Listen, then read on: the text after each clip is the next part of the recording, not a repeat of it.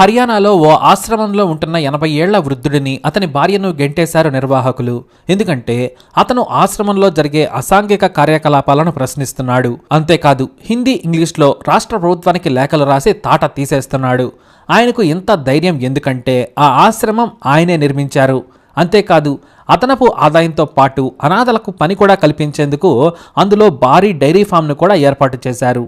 చిక్కటి స్వచ్ఛమైన పాలను అందిస్తూ ఆశ్రమానికి భారీగా ఆదాయం తెచ్చిపెట్టి బాగా నడిచేలా చేశారు. కానీ వయస్సు మీద పడిన తర్వాత ఆ బాధ్యతల నుంచి తప్పుకున్నారాయన. ఎప్పుడైతే ఆ వృద్ధుడు ప్రశ్నించడంతో పాటు అసాంఘిక కార్యకలాపాలను ఎండగట్టి ఉన్నతాధికారులకు ఫోన్ చేసేవాడో ఆ డబ్బుకు ఆశపడి అతని అడ్డు తొలగించుకోవాలనుకున్నారు. కొంతమంది రౌడీలు రాజకీయ నాయకులు కలిసి ఆయన్ను హర్యానాలోని కైతాల్ ఆశ్రమం నుంచి రాత్రి సమయంలో బలవంతంగా వ్యాన్లోకి ఎక్కించారు.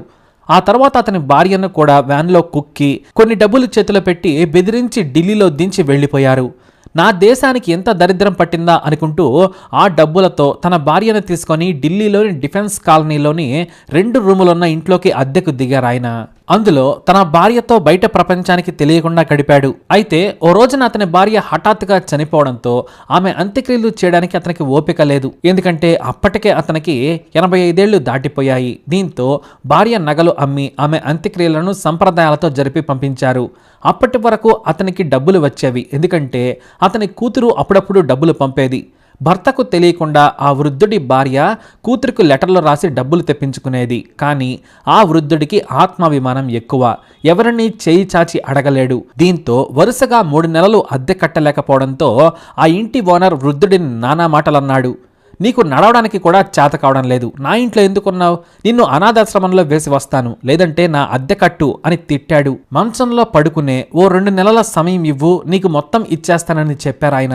ఎందుకంటే ఆయన డబ్బులను ఇస్తారని కాదు, తోడుగా ఉన్న భార్య వెళ్ళిపోవడంతో ఆయన మనోవేదనకు గురయ్యాడు.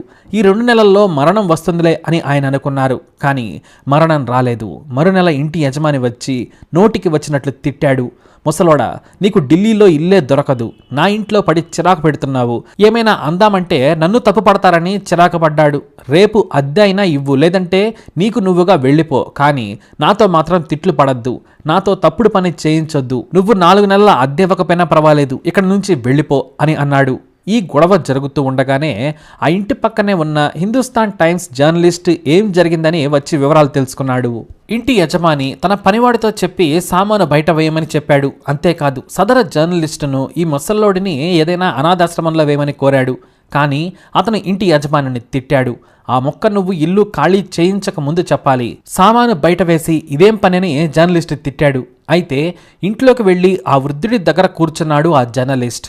అతని చేతిలో గాంధీ బొమ్మ ఉంది. ఒక చిన్న మంచం, 4 దుప్పట్లు, ఒక ఫ్యాను, కిచెన్లో కరెంటు స్టవ్ మాత్రమే ఉన్నాయి. 2 గిన్నెలు, 2 ప్లేట్లు, 2 గ్లాసులు ఉన్నాయి. పుస్తకాలు మాత్రం షెల్ఫ్ నిండా ఉన్నాయి. తనకు తాను హిందుస్థాన్ టైమ్స్ జర్నలిస్ట్ అని పరిచయం చేసుకున్నాడు ఆ జర్నలిస్టు.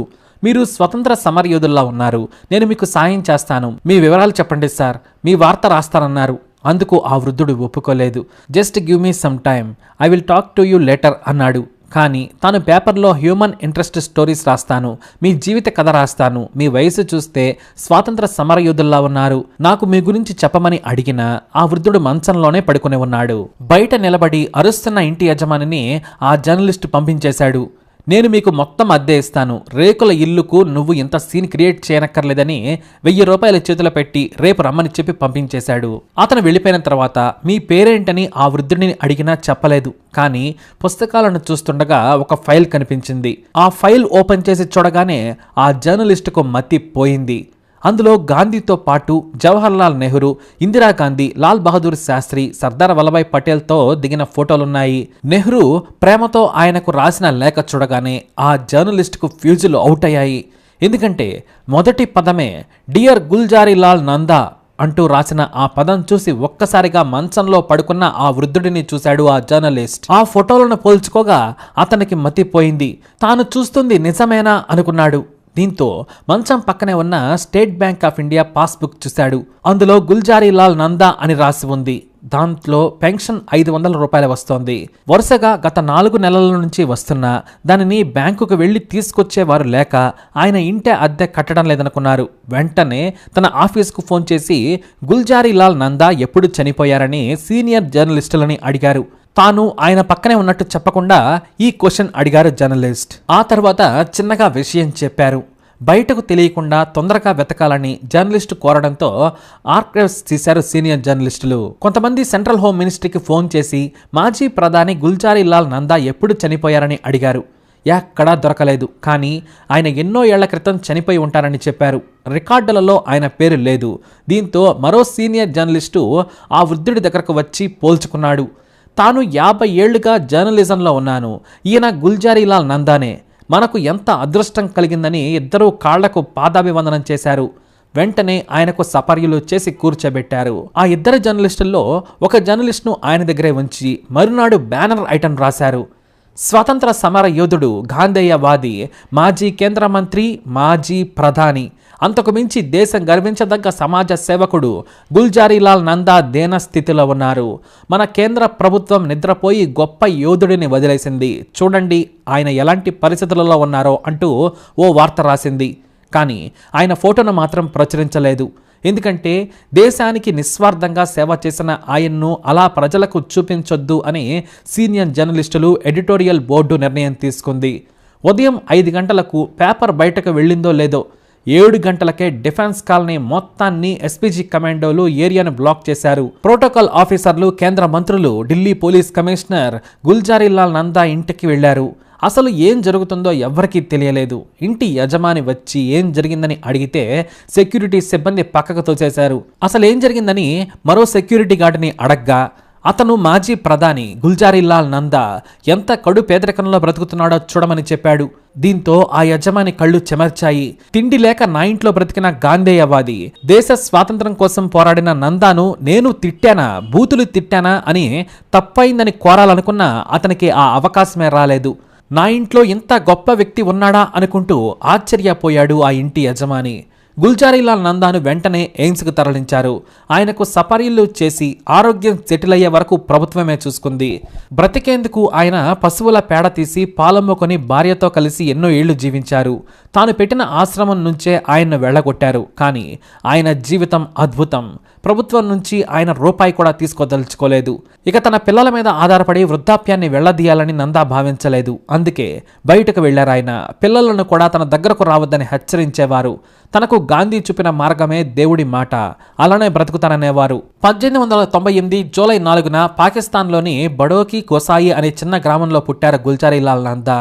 చిన్నప్పటి నుంచి ఆయన చదువులో చురుకు. ఆయన కుటుంబం దొరల ఫ్యామిలీ.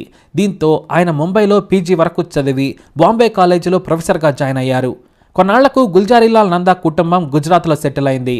ఆ తర్వాత ముంబై వచ్చారాయన. గాంధీ విదేశాల నుంచి వచ్చిన తర్వాత ఆయన మార్గంలో ముందుకు సాగారు గుల్జారీలాల్ నందా.